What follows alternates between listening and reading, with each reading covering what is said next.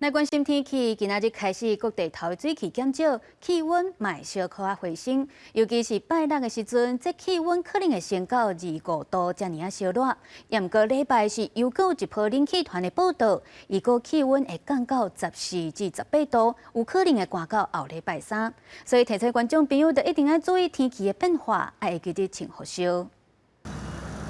民众穿粉红色的短裙出门，顶面也是爱穿厚厚的外套。气象署指出，拜五、拜六大陆冷气团减弱，温度会回温到25度。不过，这只是暂时的回温，因为礼拜各有一波冷空气落南，到时全台温度伫咧14度至18度左右，而且会寒到后礼拜二。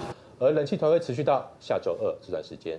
周三开始，冷气团是逐渐减弱。那周三开始，冷气团逐渐减弱的情况之下，我们可以看到，其实整体来看，温度并没有回升这么明显。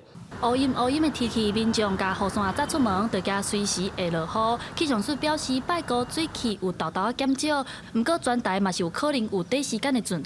拜六地转做高温无雨的天气形态。今天呢，整体来看的话，白天尤其在中午之前，下雨的范围还是比较偏广。 不过刚刚有提到，下雨的范围在今天下半天之后会逐渐缓和下来，而在明天的时候，主要就是在东半部地区有一些比较偏零星的降雨而已。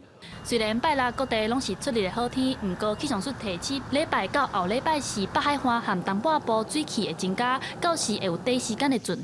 另外拜六天气虽然会回温，不过早暗温差也是真大，会差到10度。加上后礼拜也是有冷气团落南，气象署提醒民众爱注意天气的变化，而且厚衫也袂当收。记者柯敏哲台北报道。